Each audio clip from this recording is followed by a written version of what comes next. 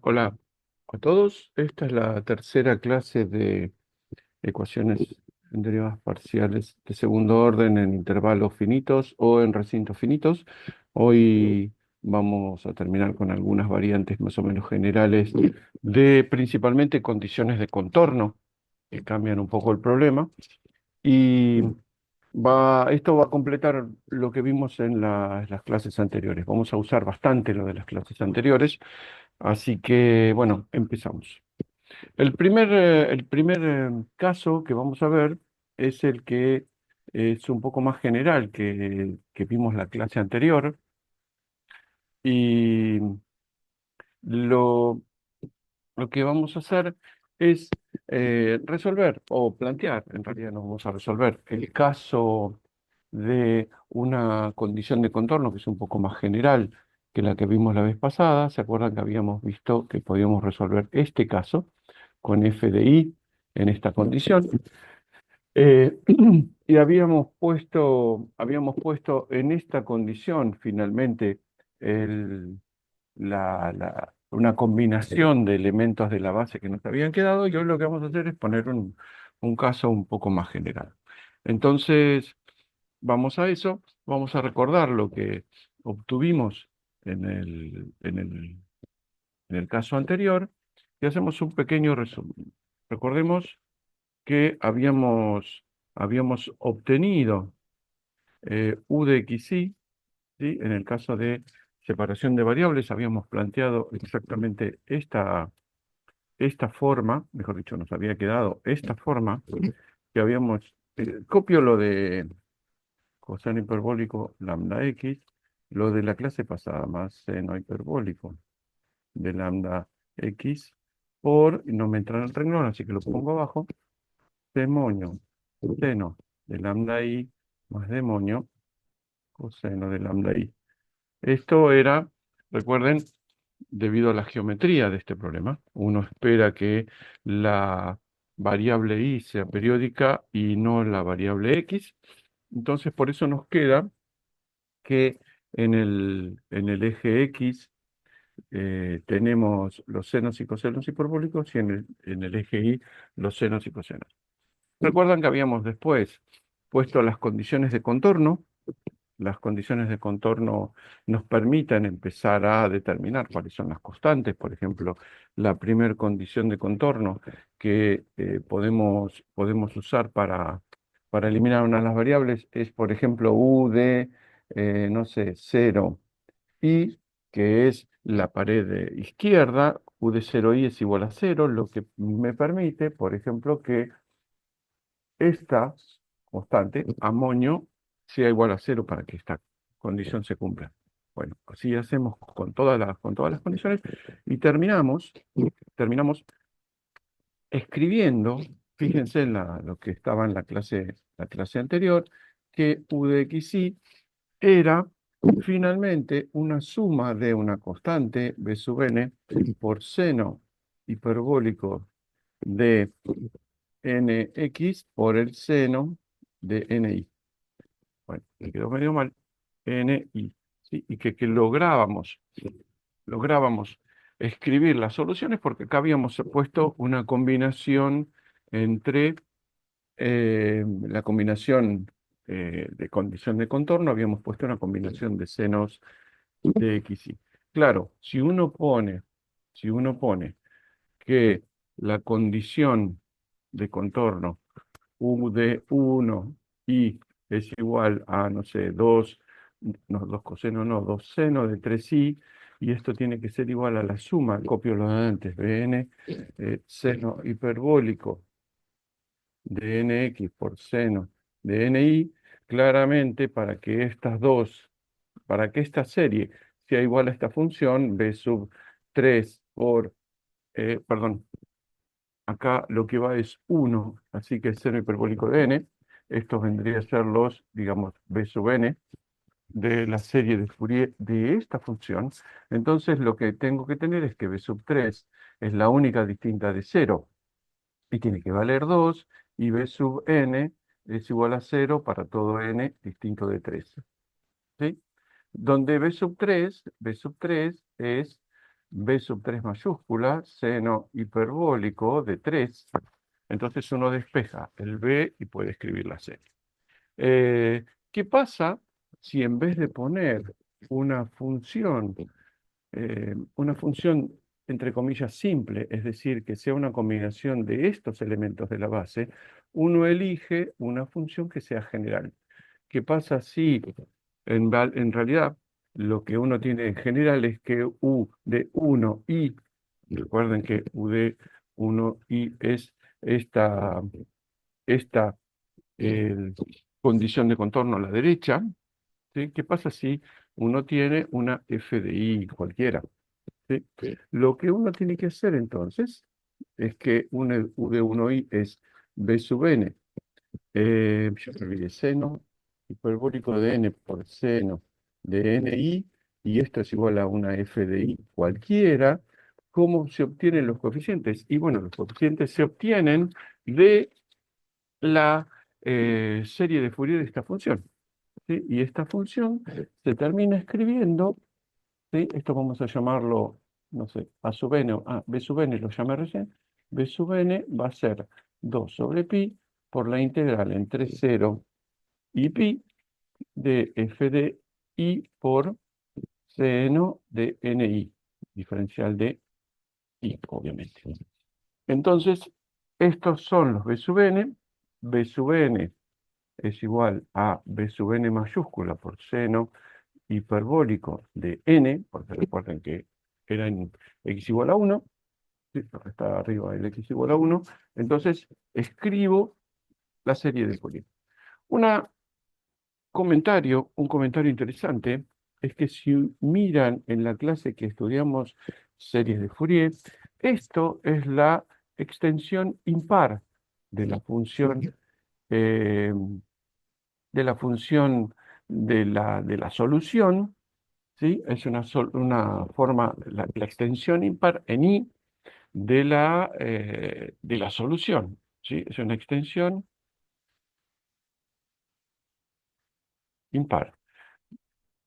Van a ver que esto tiene la misma forma que las extensiones impares que hacíamos con series de Fourier, y eso es bastante razonable que sea así, porque lo que tenemos es que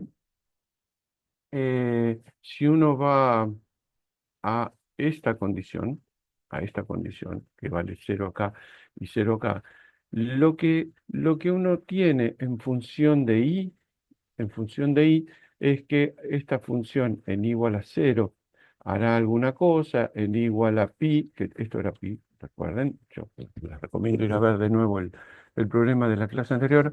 Si acá vale 0, y la ecuación que está generando todas estas soluciones, el laplaciano, igual a 0, eso quiere decir que las funciones son funciones regularmente comportadas. Entonces, uno cuando se acerca a igual a 0, como está controlado por esa ecuación, o sea, controlado en el sentido de que las dos derivadas segundas tienen que ser sumadas iguales a 0, lo que da es una especie de continuidad de comportamiento regular de la función. Eso quiere decir que cuando uno llega a i igual a 0, lo que va a tener una especie de, soy incapaz de copiar lo mismo, un comportamiento que sea una especie de copia del comportamiento que valía entre 0 y pi. Y como acá vale 0, las funciones que valen 0 en cierto lugar se continúan, ¿sí? Con una extensión impar. ¿Por qué digo esto? Porque ahora vamos a ver qué es lo que sucede cuando uno cambia ese tipo de condición, porque acá estoy poniendo como condición que la función acá vale 0, o sea, acá valía u igual a 0, esta es u, por supuesto, en función de i. ¿Qué pasa cuando uno pone una condición distinta? No una condición cualquiera distinta, pero la que me da otro tipo de comportamiento es precisamente una que vamos a ver ahora, que es la condición de contorno de Neumann. Vamos a ver qué significa. Recordemos para esto qué significa el flujo. ¿Sí? Voy a agarrar una página nueva. Recordemos lo que significa el flujo. ¿Sí? El flujo es un movimiento de alguna cosa, por ejemplo, el calor o por ejemplo una concentración, que son cosas que resuelve la ecuación de difusión. El flujo está producido si uno grafica en cierta dirección L, vamos a decir. Si hay una, una componente U, ¿sí? Que de un lado es mayor y del otro lado es menor, lo que hace la naturaleza, siempre digo, a diferencia de la economía, es que de donde hay más U va a haber un flujo hacia donde hay menos U. Bueno, el flujo, precisamente por eso, y eso dice la ley de Fick, el flujo que no suele ponerse con la letra griega phi, tiene que ver con el gradiente de U, con el signo negativo, porque va de donde hay más a donde hay menos. Entonces, fíjense que si uno está mirando en una sola dirección, esto es menos el menos gradiente en una dirección es menos la derivada de u respecto de esa dirección. Es la derivada direccional en ese lugar. Entonces, cuando uno dice una pared está aislada, lo que va a pedir es que el flujo normal sobre esa pared sea cero.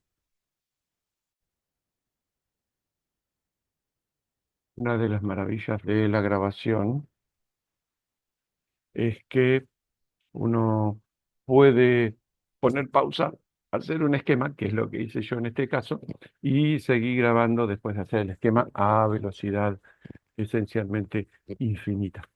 Entonces, si uno tiene, si uno tiene una condición donde le dicen las paredes están aisladas, lo que tiene que poner es que la derivada respecto de esa dirección es cero.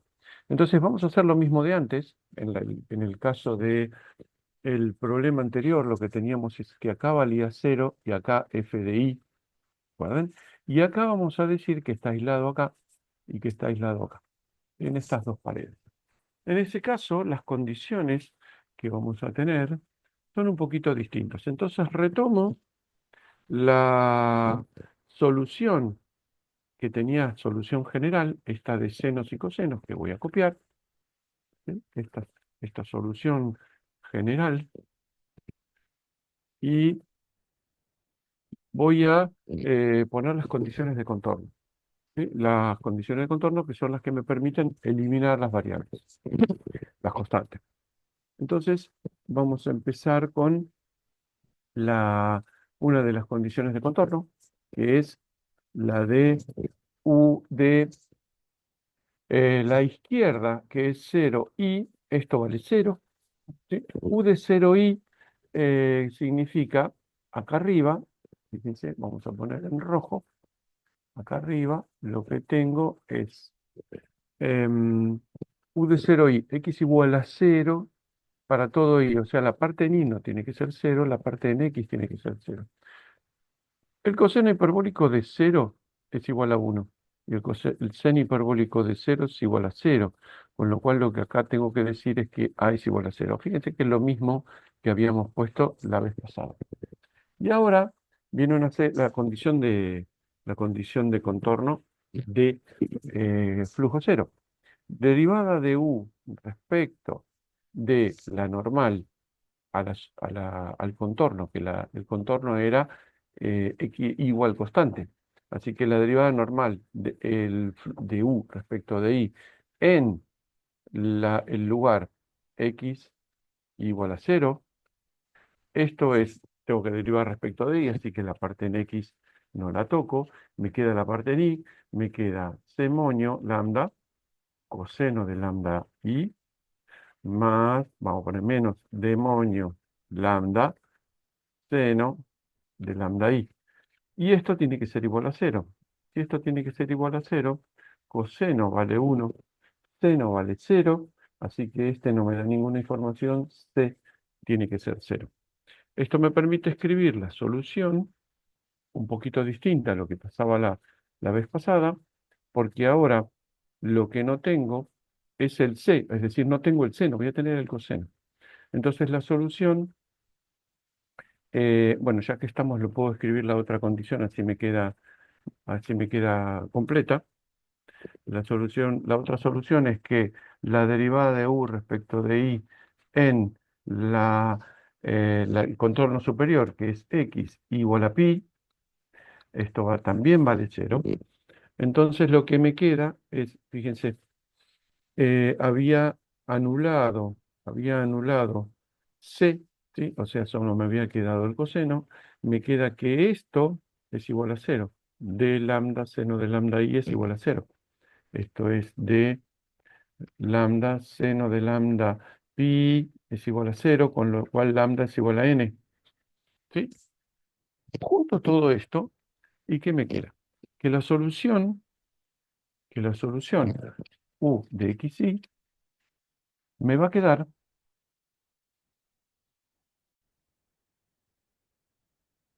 a diferencia de la solución anterior, lo que me va a quedar es b sub n, haciendo el mismo proceso de antes, seno hiperbólico de nx coseno de ni, ¿sí? Antes, recuerden, me quedaba un seno, entonces ahora voy a tener que u de eh, x igual a 1 y me va a quedar b sub n seno hiperbólico de n por coseno de ni. Y esto es lo que tiene que ser igual a la condición de contorno, f de i. ¿Qué diferencia va a haber con el caso anterior?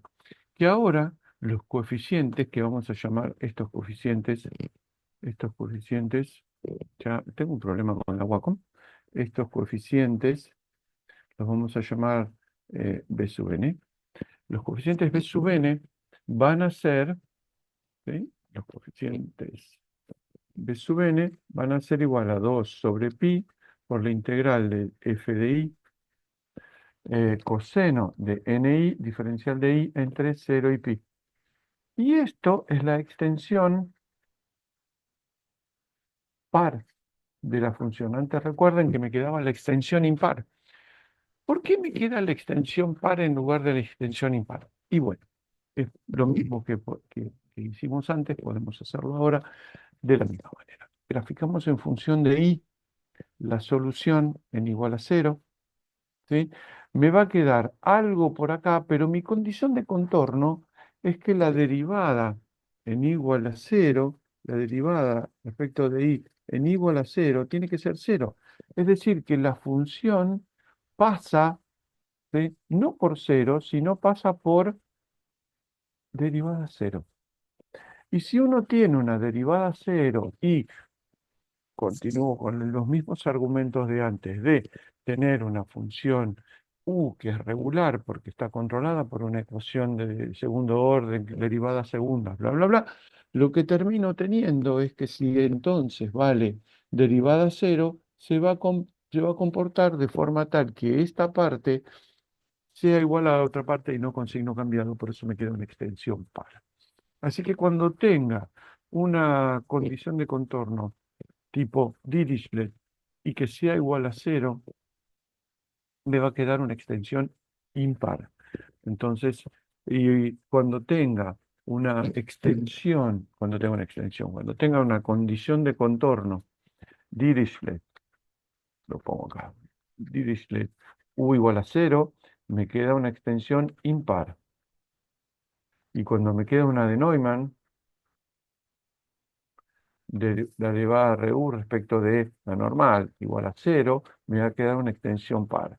¿Por qué lo aclaro acá? Primero porque es interesante, porque uno fija o el valor de la función o la derivada de la función, y eso me fuerza, obviamente, al carácter un poco general de la función.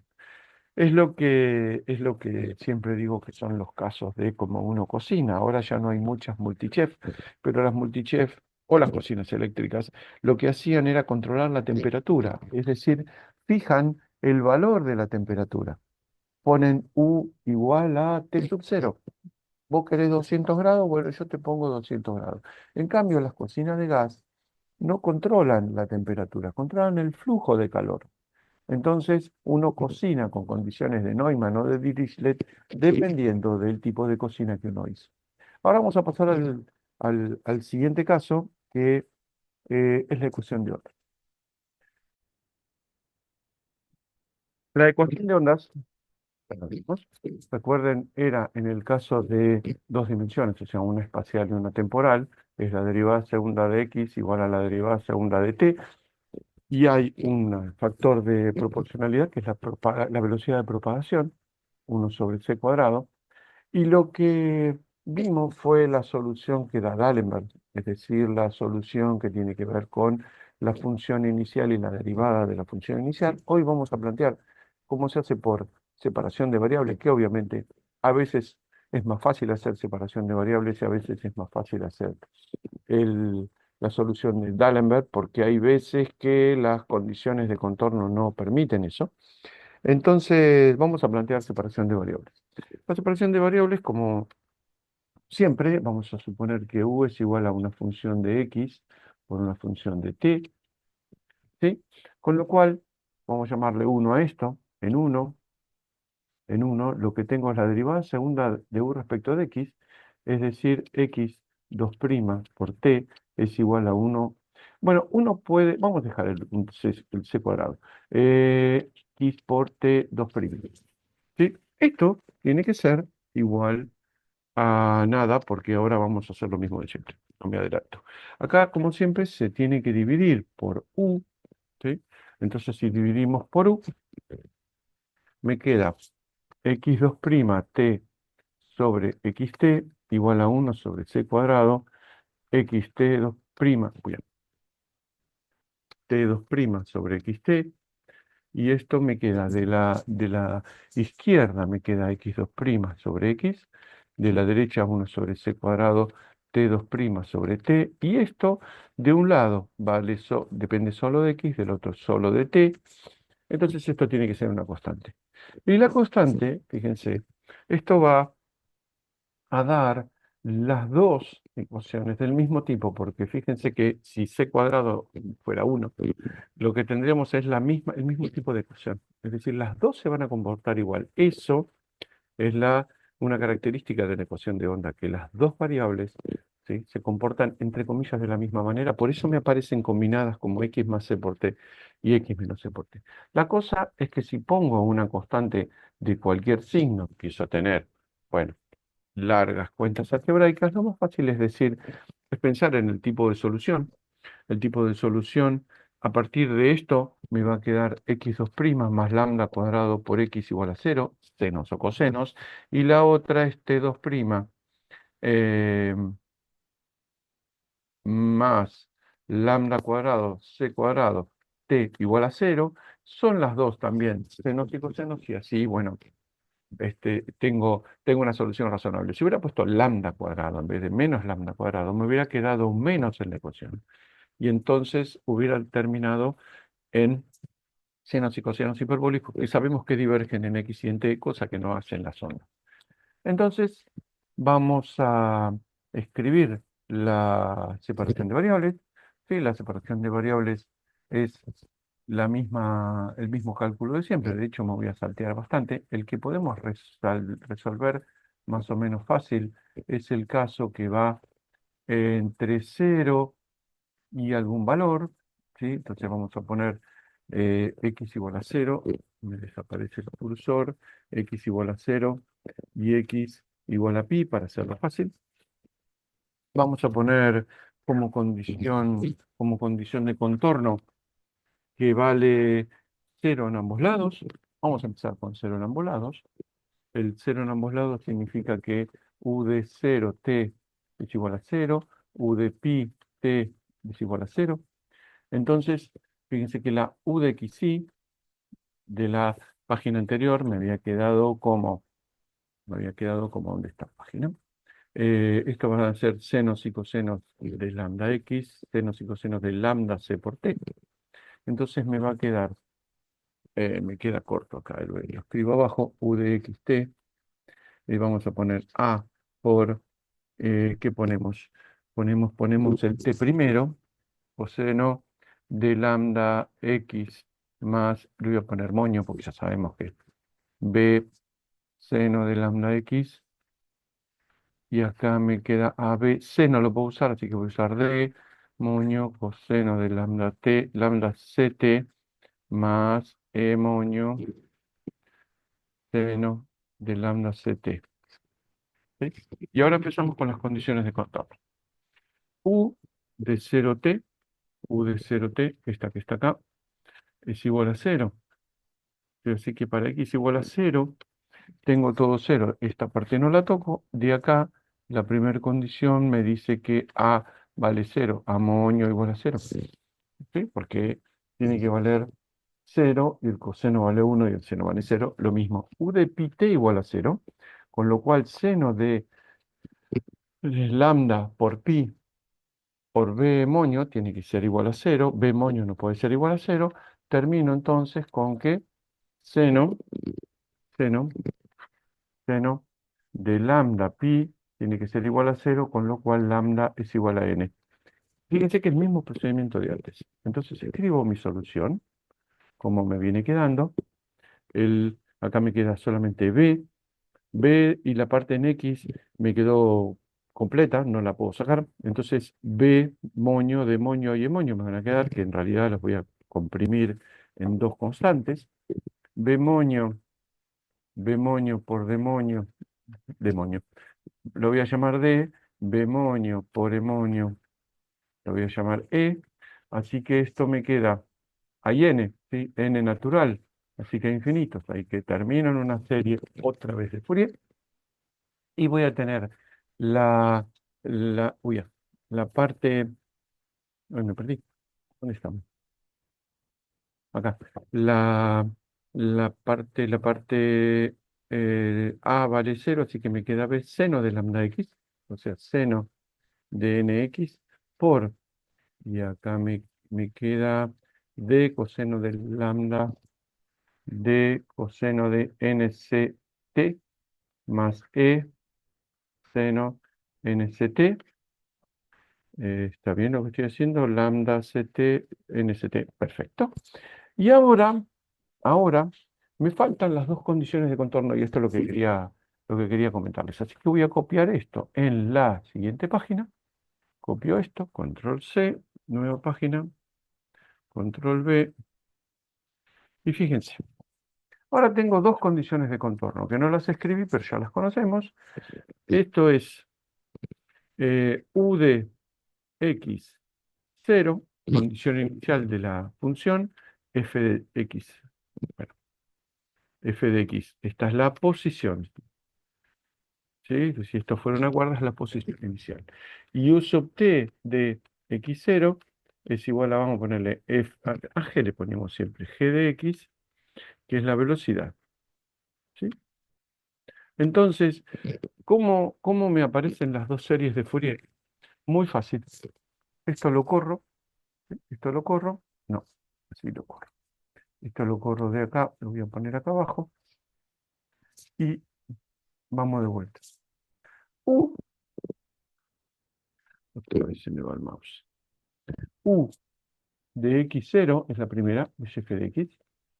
Me va a quedar a seno de nx por t igual a 0. Y con t igual a 0, con t igual a 0, esto, el seno, me da 0. Con lo cual me queda solamente el coseno. Entonces me queda por d, por coseno de nc por t.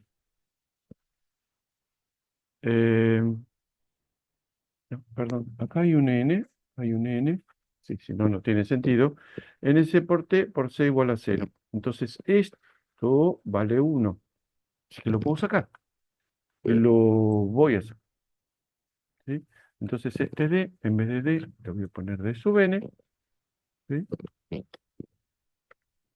D sub n. Escrito más bonito porque me quedó todo mezclado. Es d sub n seno, allá, seno de nx. ¿Qué me está diciendo?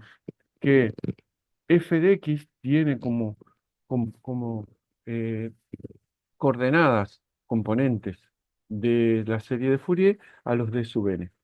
¿Qué tiene? ¿Sí? D sub n. Entonces determino los d sub n, que son una de las constantes que tengo que determinar acá arriba, con la posición inicial. ¿Qué pasa? ¿Qué pasa? ¿Qué pasa con la otra condición inicial? De u a de t en x0, lo que hago es arriba derivar y me queda, esto lo voy a terminar copiando en la página que viene, seno de nx por la derivada es n de sub n por menos seno de nct más n e sub n coseno de nct en t igual a 0. En t igual a 0, esto vale 0, ¿sí? Por suerte, porque el d sub n ya lo tengo determinado por la condición anterior. Y estos, ¿sí? Esto vale 1. Y entonces me queda que voy a copiar esto en la página que viene. Copio esto en la página que viene. Y ahí termino de escribir lo que me falta. Es decir, du, esperen que perdí la herramienta.